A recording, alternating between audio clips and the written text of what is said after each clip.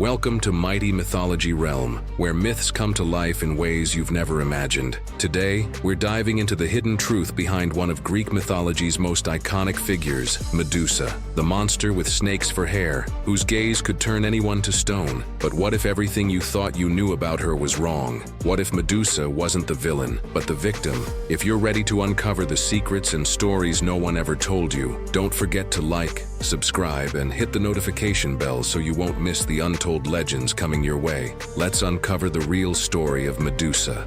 Medusa. You probably know her as the monster with snakes for hair, the woman who could turn anyone to stone with just one look, a terrifying creature from Greek mythology. But what if I told you that Medusa wasn't always a monster? What if she was never meant to be one at all? This is the real story of Medusa, the truth they don't always tell you. Medusa wasn't born with snakes on her head. In the earliest versions of the myth, Medusa was just a normal woman. She was beautiful, with long, flowing hair and eyes that many admired. Unlike the gods who lived on Mount Olympus, she was mortal, but her beauty caught the attention of someone she never wanted to notice her, Poseidon, the god of the sea. One day, Medusa was in the temple of Athena, the goddess of wisdom and war. She was either praying or maybe working there as a priestess, depending on the version of the myth. Then, Poseidon saw her. In some versions of the story, he wanted her, and in others he took her by force. But no matter which version you hear, one thing is clear: Medusa had no choice. She was powerless against a god. After the attack, Medusa was left in the temple, ashamed and afraid.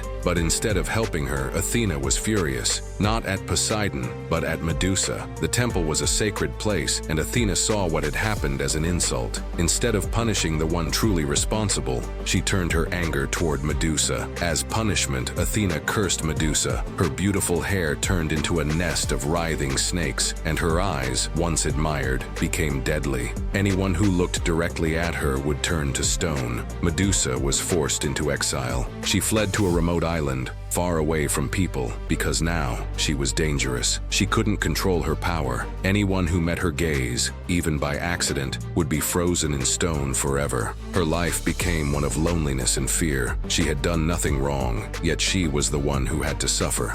For years, Medusa lived in isolation. Stories spread about the monster who lived on the island. People whispered about her terrifying face, the snakes in her hair, and the countless men who had tried to defeat her. But none of them saw the truth. She wasn't hunting them. She was just trying to survive. Many came to kill her, hoping to become heroes, but they all failed. Until one day, Perseus arrived. Perseus was sent on a mission to bring back Medusa's head. He had no choice. King Polydectes, a cruel ruler, gave him an impossible task, hoping he would never return. But with the help of Athena and Hermes, Perseus had special tools: a mirrored shield, winged sandals, and a magical sword. He traveled to Medusa's island, knowing that looking into her eyes would mean death. Medusa didn't stand a chance. She wasn't a warrior. She wasn't a villain plotting destruction. She was simply trying to live her life in peace. But Perseus, using his mirrored shield, avoided her deadly gaze. Before she could react, he swung his sword and cut off her head. From her blood, two beings were born: Pegasus, the winged horse, and Chrysaor, a golden warrior.